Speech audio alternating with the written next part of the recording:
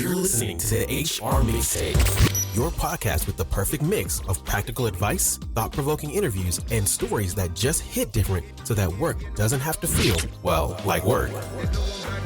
Now, your host, Shari Simpson. Joining me today is Paul LaLonde, Vice President of People and Culture at CEDA. Paul is a deliberate HR pro who believes philosophy is a difference-making pursuit in life. Learning, teaching, and being of service to others are his purpose. Paul has won numerous awards, including the HR Today MVP Award for his blog, HR Philosopher.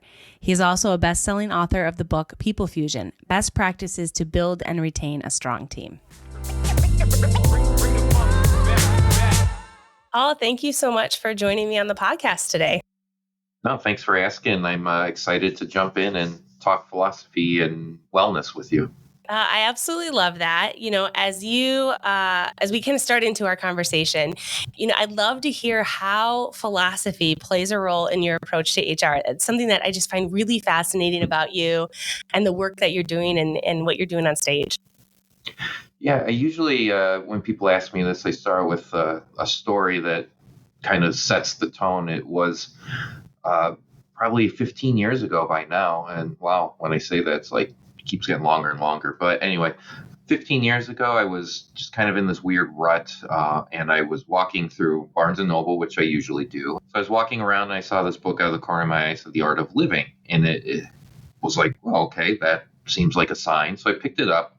And it turned out to be the writings from a Stoic philosopher with a new translation by Shari Simpson, who does a lot of work with that, named Epictetus.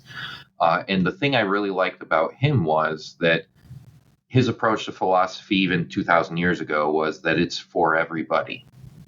And the more I read and the more I started developing my own ideas, I kind of defined philosophy as the art of thinking turned into action to make yourself a better person. And for me, I love that it's for everybody. I don't believe in a personal life or a professional life. I just believe in life. So when I'm trying to make myself a better person personally, I'm automatically making myself a better person professionally. So that's kind of my approach to it and how I weave it into what I do in HR. So as a VP of People and Culture, I'm curious how you maintain and nurture that company culture with that background, especially right now in these challenging times as we think about, hybrid and remote work and some of the consequences really that we're seeing from that environment. Yeah, it's love culture questions because it's a squishy word and we get to kind of play around with it a little bit, right? But culture is squishy. So I like to define it as just the things that we do every day. It's that simple because I think people overthink culture. It's what do we do every day? What do you tolerate? What is it like to go to work? And I really do believe it's a lot more simple than people like to think it out to be. But as far as tying it to philosophy, I like to think of a culture of virtue. And in a lot of philosophy, especially Stoicism and Eastern philosophies like Confucianism, virtue leads to what is a happy life. And by happy, I mean the ancient context, which means flourishing, not pleasure. In the modern context, you think, well, I'm happy when I'm getting pleasure and all those things. No. True happiness is having a flourishing life where you're having meaning, not only to yourself, but the world around you. So acting virtuously is acting philosophically. So in culture, how do we want to kind of translate those behaviors? It's the four cardinal virtues, which is acting courageously, acting moderately, acting judiciously, doing the right thing, and then acting through wisdom, just taking all the information in the world around you and making the best decisions that you have. So I try and coach my managers, employees, C-level, and anybody that'll try and understand that we should act with grace, seek to understand, and try to build that culture of virtue. I'm curious, has anybody said to you as you've been giving them that coaching that maybe it sounds a little too woo-woo or a little too I suspect you've gotten that. I'm curious how you've responded to that. Now, it's interesting. I haven't because I'm pretty intentional with, I don't go to people and act like, well, this is what philosophy says. And I don't do that. Again, with philosophy, it's meant to be personal. It's about you. So when I'm working on myself, I would think, okay, how can I coach up this person to act more courageous? Because they need to be courageous in this situation. So I get a lot, especially during performance management time, people come to me, how do I have these conversations? I'm like, I don't go, well, Epictetus and Marcus Aurelius, I don't. So I have courage at the forefront of my mind. So that's how I kind of go, you're a manager, you have to act courageously in these situations. You're put in these situations because that's what managers have to do. You have a duty to do these things. And that's how I kind of talk with them through it a little bit under the guise of what is the virtue I'm trying to get them and nudge them towards. And really, temperance and justice and wisdom are all kind of parts of that. So it's asking them, what's the right thing in this situation? What do you think is the right thing to do? And hopefully get that out of them. And if they're like, well, I have to fire them all, it's like, okay, let's take a step back. Let's act a little bit more disciplined and have some temperance and moderation with this. You're not going to fire everybody because that's not going to look good. But so that's how I kind of weave it into it to avoid because you're right, to avoid the quote unquote woo woo type of feeling that some people may have. I like that you brought up performance reviews and coaching managers. Coaching managers is one of my favorite activities in HR. I find a lot of joy out of it and helping, managers kind of reach those aha moments. And one of the big things that managers are responsible for is helping to build their team. And you as a contributing author to the book People Fusion, which really emphasizes those best practices for team building. I'm curious, what is like maybe one core principle that you advocate to ensure that team cohesion happens while also preventing burnout, which is really what we're going to spend the rest of our time talking about, because I think there's a lot of team dynamics there that play into that. I take a step back. It's just how my mind works. But, burnout's defined by the World Health Organization as an occupational phenomenon. And I think too often we think of burnout as, well, that's on the employee. We use burnout too liberally. I'm just burned out. It's like, according to, who, it is due to the occupation. It's a workplace thing.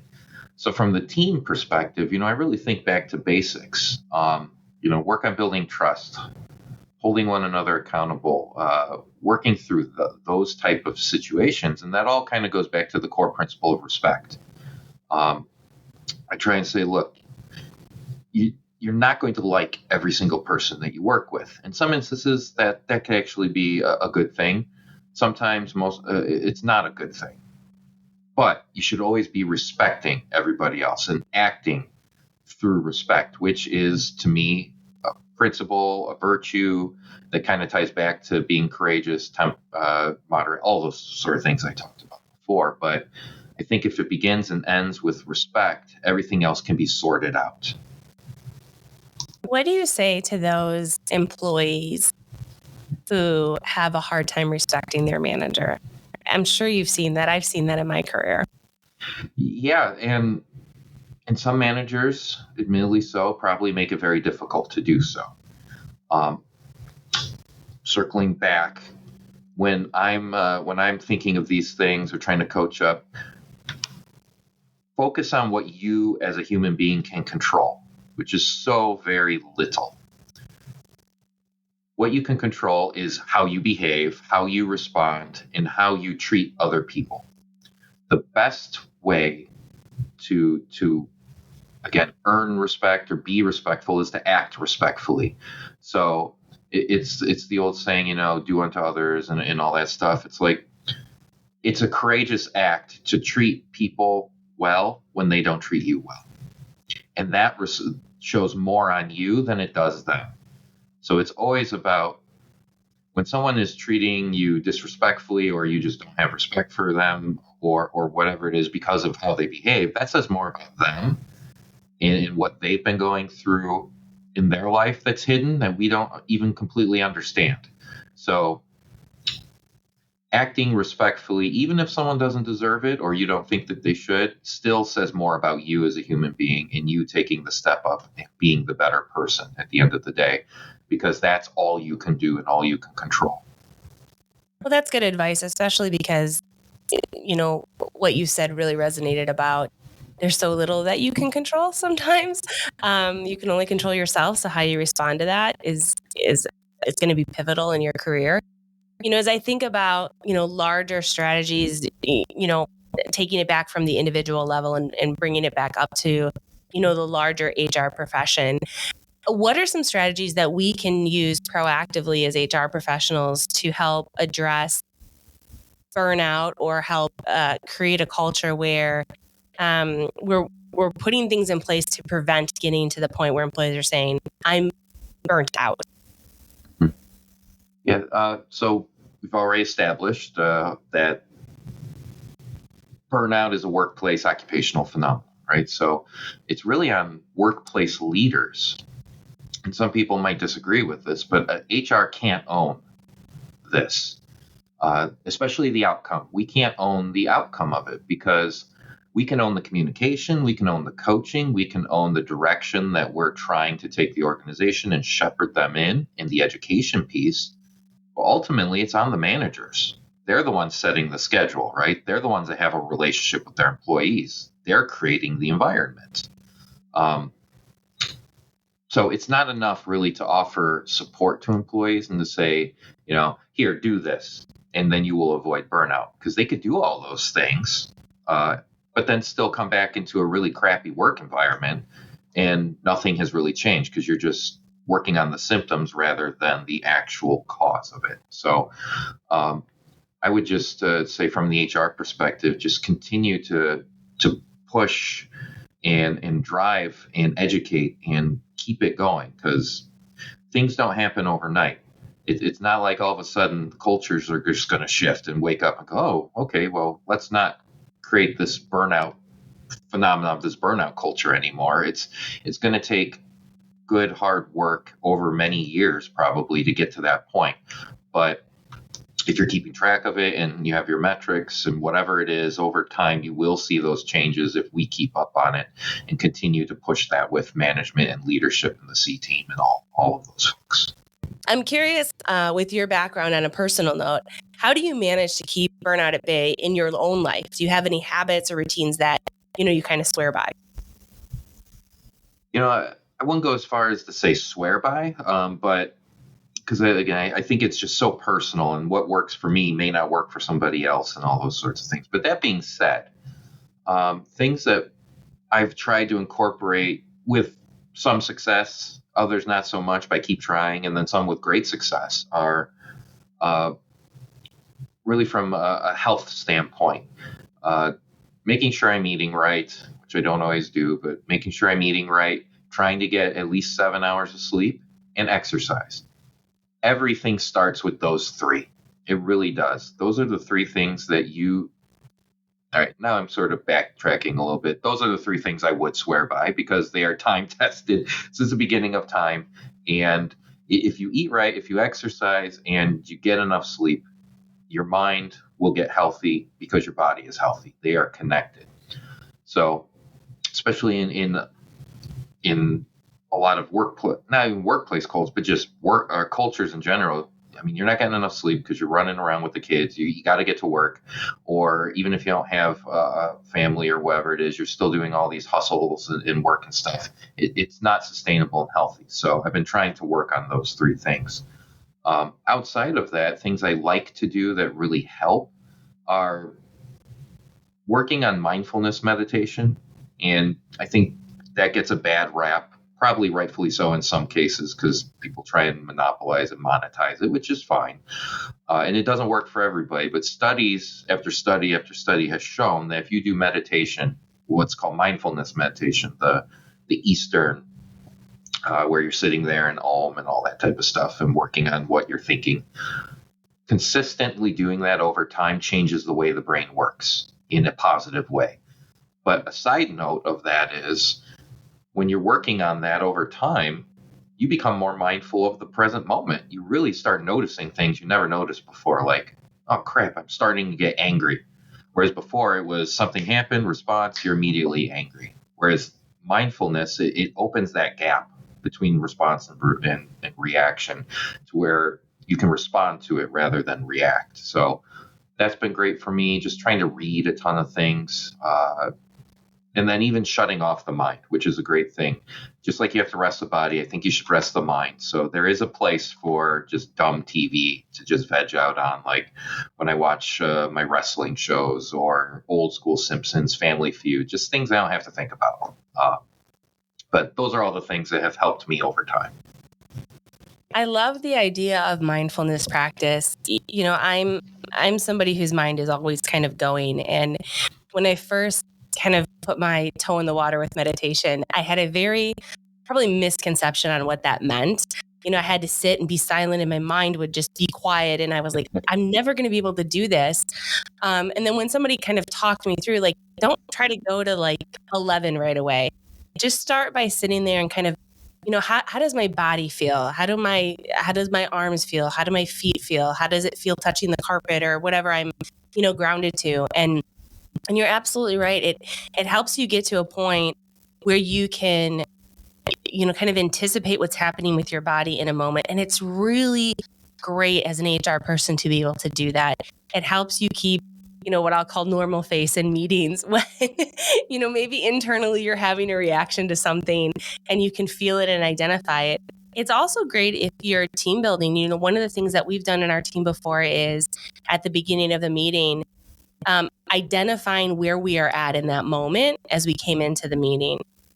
So maybe you're anxious, maybe you're sad, maybe you have something going on in your life that's going to affect what's happening around you in a meeting. And it was really great because it kind of set the tone for, hey, if I know I have to have a tough conversation, maybe this moment and this time isn't the moment to have it with this person because of where they're at. So I really like that. You know, as we wrap up our conversation, I'd love to hear from you if somebody wants to just kind of start integrating this idea of philosophy into their HR practice. What's a great place to start? I mean, maybe it's with that book that you mentioned, but do you have other advice or other pieces where, hey, you know, look at this, or here's a book, or here's a blog, besides your own blog, where people can start to learn more about that? Yeah, no, the wonderful thing about philosophy to me is that there's so many possibilities. I'm pretty open and unabashed about saying that I follow the Stoic traditions. I like Taoism, which is an Eastern one. There's a lot of Buddhist stuff, not from the religious side, but there's a lot of philosophical stuff within Buddhism that I like to implement and all those things. But that being said, I mean, there are hundreds of different kinds of philosophies that people can look into that can help influence them. Good places to start would be that book that I did talk about, even though, you know, it's Stoic, but it gets you thinking differently and hopefully can maybe have you explore different things that you didn't think about before. Another one that's really good is the Tao of Pooh, which is about Winnie the Pooh and how he is essentially like this Taoist, completely in balance with the world character, and all the other characters around him sort of embody these other things that pull people off course. That one's really good, easy to read, and most people should be able to identify with Pooh Bear, I would think. And then there are actually some business books that help kind of showcase how philosophy can influence business. Like one I read is the Tao of Strategy.